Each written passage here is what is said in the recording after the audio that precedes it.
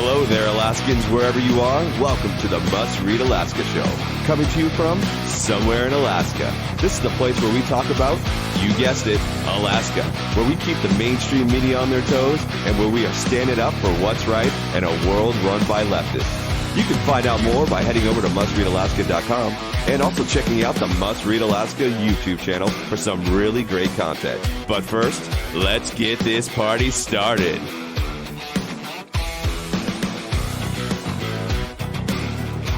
What's good, Alaska? This is Scott Levesque, and you're listening to the Daily Dose of the Must Read Alaska podcast. Thank you so much for joining with me today. It is a Friday. There is a lot going on, but we're going to keep it relatively simple today. There's just a couple things that I want to touch on as we move forward into the weekend. But before we do so, as always, I got to thank you and ask those who have not had a chance yet, just take 1 second and give us a 5-star review. Many of you have asked how you do that. Well, the simplest way to do that is if you download or listen to the podcast on the Apple Podcast app. You can give a 5-star review down at the bottom when you search for our podcast. And you can also, if you're one of those extra mile people, go ahead and give us an additional written review. We've read a bunch of them. We just got another one yesterday. You guys have been overwhelmingly positive, and it really is great to hear from you. We appreciate all the feedback, and again, it's been overwhelmingly positive. So if you could just take a second and give us that 5-star review, that would be great. Now, there are other ways to give reviews.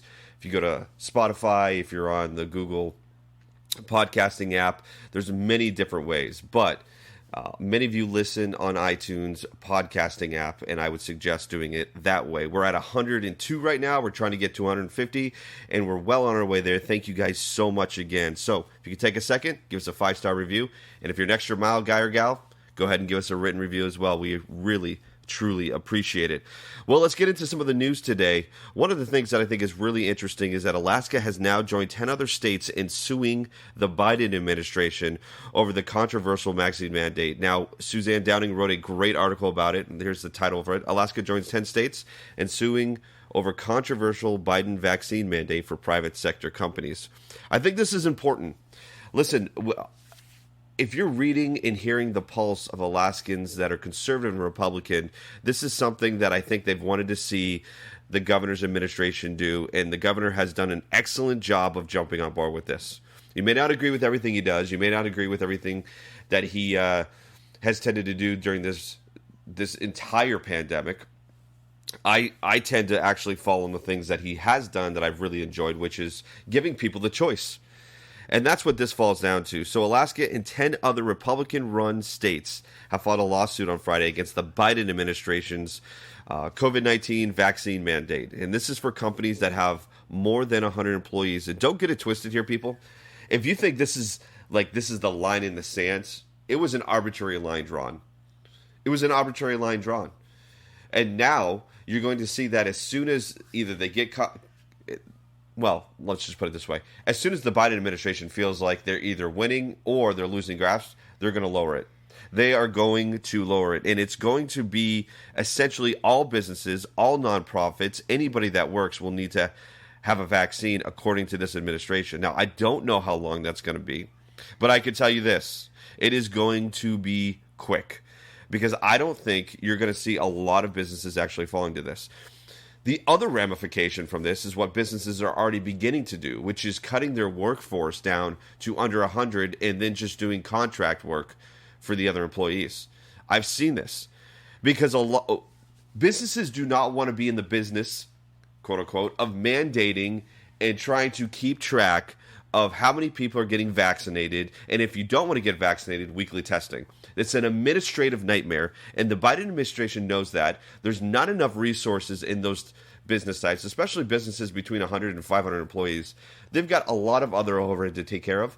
To think that these businesses have the additional overhead to relegate employees, probably full-time, to mandate and make sure employees throughout the company are either vaccinated, continue to be vaccinated, because remember, we've already talked about the fact that when hospitals said, oh, you have to get vaccinated, you have to get both shots if you're doing the Pfizer or Moderna one, or the one shot for Johnson & Johnson, that goalpost has changed now. Now, hospitals down in the lower 48 are starting to consider you unvaccinated if you don't get a booster in 6 months. So that goalpost is moving, which means the administrative nightmare that is keeping up with employees, both vaccinated and unvaccinated, is a nightmare.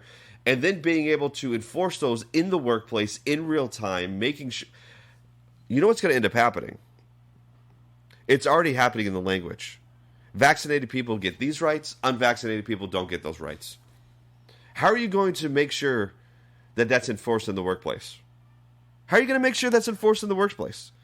What an administrative nightmare. And the administration knows what's going on. Absolutely. And the rollout has been terrible. There's been no real concrete process and procedure to be able to inform the federal government or OSHA as to who's vaccinated, unvaccinated. Is there a portal? What are they doing? This is so vague and ridiculous that I applaud these 11 states, including Alaska, for filing a lawsuit against the federal government in this. This is a gross and dangerous overreach by the executive branch. Now, you're probably wondering who the other states that were a part of this lawsuit. Well, you have Arizona, Arkansas, Missouri, Montana, Nebraska, New Hampshire, where I hail from originally, North Dakota, South Dakota, and Wyoming.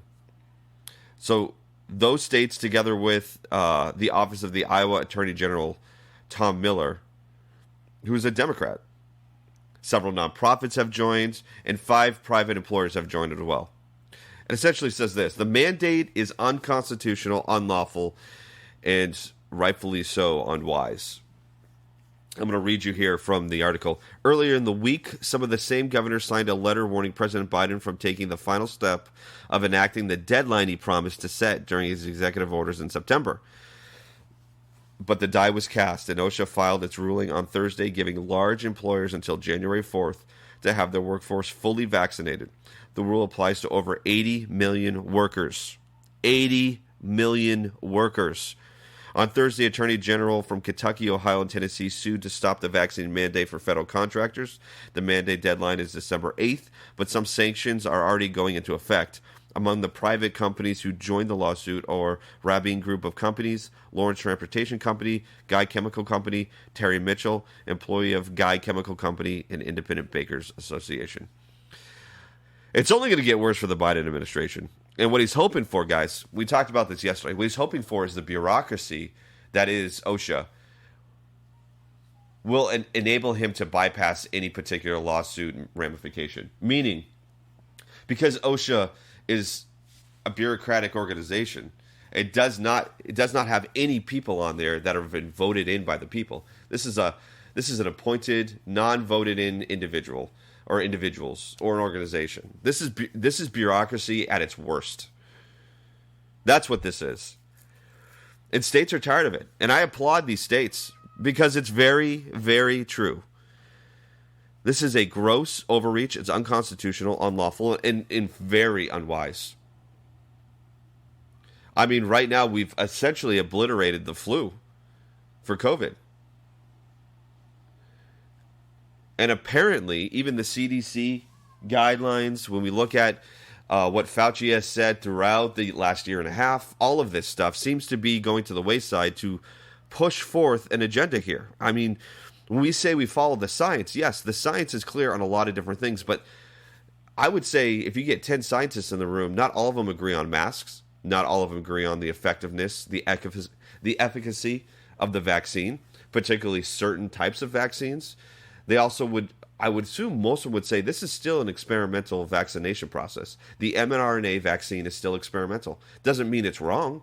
Doesn't mean it's going to kill millions of people. But you and I should have a right to decide whether or not we want to participate in this experimental vaccine process.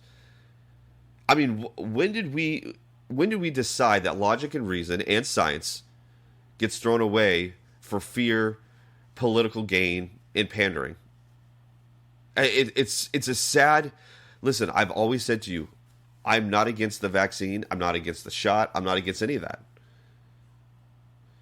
But we are starting to get a little overboard here. Now the FDA has decided to approve the shot for 5 to 11-year-olds. And you know what that means. And California and New York are just lockstep. If your kid wants to be in in-person classes, you better get this vaccine. The Democrats can't help themselves. They really cannot help themselves. Instead of imposing liberty and providing people the opportunity to have choice, what they've decided to do is be tyrannical and take choice away and put it in the hands of bureaucrats, politicians, and people that lie. Fauci lied. You have the Department of Justice lying now. I mean, this is bad. This is bad. I mean, I would not want to be one of these officials going up to Capitol Hill and having to testify because you're looking awful. I mean, awful. Merrick Garland did not look good during his testimony. Fauci looks like a plain liar that's still been able to keep his job. It is tremendously difficult for me to continue to move forward, having any sort of... I don't see the other side's point of view right now. I empathize with a lot of people that want to get vaccinated, and I think they should. We've even had that conversation in my home. But the reality is this. People should have the right to choose. I know there's been a lot of strawmans out there. I've heard people talk a lot about smoking. Well, you have the right to smoke, but as soon as it infringes on somebody else's health, I have not heard a good, rational, logical argument how an unvaccinated person walking to a room of vaccinated people is the same as somebody smoking in a room or a restaurant full of people that have decided not to. It's not even close. It's not even close. And mind you, the research has shown vaccinated people still carry and transmit the disease, period. It's not even up for debate. So I don't want to hear it. But yet I digress. I know. It feels like every day is about COVID, and it's driving me nuts. Can we just have some fun news? What happened to the days of Berkowitz? I mean, those were fun days, right? I mean, maybe not. I don't want to see another back-end picture of Mr. Berkowitz, but those were different days. And now everything revolves around COVID. Well, the Biden administration has other things to worry about, too, because they're just receiving lawsuit after lawsuit. The Alaska Industrial Development and Export Authority, that's a mouthful, filed a lawsuit on Thursday against the Biden administration, which includes Joe Biden, the Secretary of the Department of the Interior, Deb Haaland, and other members of the Biden administration. And can I just say, it's about freaking time. Those leases were bought prior to the administration coming in. And this idea that executive orders are a good thing, hey, you know what, Democrats, remember how you hated when Trump decided just to create executive order after executive order because Obama before him decided to just make executive orders like candy, just whatever he wanted to, whenever he wanted to? Yeah, well, remember, when power switches, you can't get angry when they abuse the same system and process that a previous president from the opposite end of the political spectrum did prior. And that's what we have going on now. Biden gets in there and signs dozens of executive orders, and one of these was preventing the leases that were bought fairly, legally, and squarely during the Trump administration. Shut them down. Suzanne wrote another great article, as she always does. Breaking. AIDEA sues Biden administration over oil lease violations and abuse of power. Gee, that word keeps coming up again with this administration, abuse of power. It also comes up with our assembly a lot, too, doesn't it? You think the Democrats have a playbook here? It's just keep taking, stealing, robbing people of their rights, and we'll deal with the ramifications later through lawsuits, because the Assembly's had plenty of those. Reading from the article, the lawsuit is in response to unlawful actions to obstruct and delay the development of valid oil and gas leases in the non-wilderness coastal plains, and this is section 1002 of the Arctic National Wildlife Refuge, better known as ANWR. Thank you, finally. AIDEA is a stakeholder in ANWR after securing 7 tracts totaling 365,775 acres for 10-year lease agreements during the auction last year. Quote, responsibly developing oil and gas in the area specifically set aside for development is supported by the majority of Alaskans. This is true, by the way. Regardless of where you're lying on the political spectrum, both Democrats and Republicans in Alaska, in the House, for the majority, and in the Senate believe that natural resource development is the economical future of our state. This is not a Republican conservative versus liberal Democrat issue here. This is not. This is widely supported by many Alaskans. The people that don't support this are outside interests that think Alaska is a rainforest in the Amazon. We all know that Alaska's economic viability in the future is natural resource development, and we've got plenty of it. But we have outside people trying to lay claim to the lands that they don't even visit. They want to visit an amusement park that's just like Jurassic Park, where it's all lush green. And that's not all of Alaska. Reading back to the article, over 20 Alaska Native entities located in and around the 1002 area, Alaska's governor, Alaska's congressional delegate, and the state legislature said AIDE board chair. He was just listing off the people that support this. The majority of Alaskans, 20 Alaska Native entities, the governor, the congressional delegation, and the state legislature all support this responsible development of oil and gas. Absolutely. It was passed by U.S. Congress in the Tax Cuts and Jobs Act. It was officially signed into law by a sitting U.S. president. Then, on his first day in office, this is again the AIDA board chair quote here, President Biden issued a moratorium on the whole thing through an executive order. There it is again, just executive orders are like candy.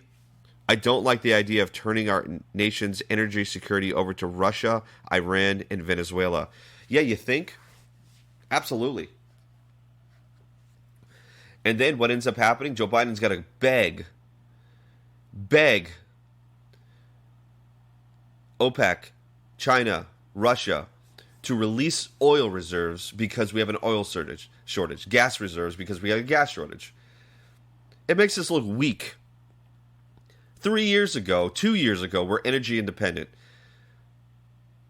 Now, we're relying on others because we've decided that the nation, the country with the most strict, over-regulated natural resource development in the world needs to stop developing its resources and put it towards countries who are, quote-unquote, a part of the Paris Accord and have them develop it so that we got to pay import-export fees. Are you kidding me? What an absolute joke. This is the stuff that, if you're an Alaskan, I don't care. I honestly don't care if you're Christopher Constant right now. And him and I do not agree on probably anything or close to it. But I would have to say I would assume, again, this is a big assumption maybe, he would have to agree that development, especially responsible development, the way we do it here in Alaska, of our oil, gas, and natural resources is our economic future. Tourism alone is not going to keep this state alive. Fishing alone is not going to keep this state alive. So even those that we can look across the aisle from and go, I don't agree with you on anything in Alaska. If we live in Alaska together, we both know the reality, and that's natural resource development. So I'm glad they did this. I'm glad that they decided to sue the administration, sue the Department of the Interior. Let me read the last part of this just to give you a kind of a finalized view here. The agency cites 7 violations of AIDEA's valid and enforceable leases. Alaska has been promised the legal right to responsibly develop its own natural resources. The continued delay and obstruction of these resources impact Alaska's economic future for generations. 100% agree. He goes on.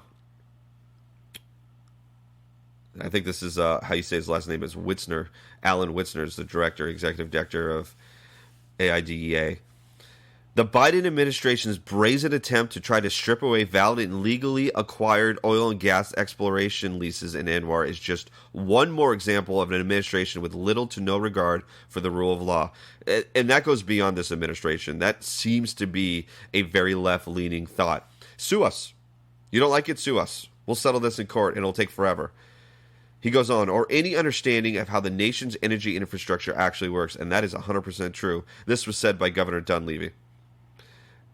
That was a quote by Governor Dunleavy. And he's 100% right.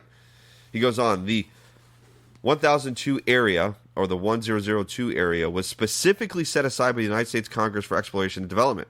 The benefits of environmentally safe development will be family-supported jobs and a secure supply of domestic-produced energy. AIDEA is well within its right to take the president and his staff to court over these unlawful actions. They absolutely do. The governor is 100% right. The governor is 100% right. These were legally bought leases that were set aside by Congress, that were voted on by Congress to do so. And the moment the Biden administration gets in, they decide to do an executive order shutting it down. I hope this goes to the Supreme Court, and I hope they get squashed on this administration. You are putting Alaskans at risk by doing this. You are putting the state at risk. Don't get it twisted. I don't care what you say. You can have as many hospitals as you build. This state does not run unless the oil and gas runs through that pipeline. Unless exploration continues, and unless the state is allowed to continue exploring its natural resources using safe practices, safe extractions.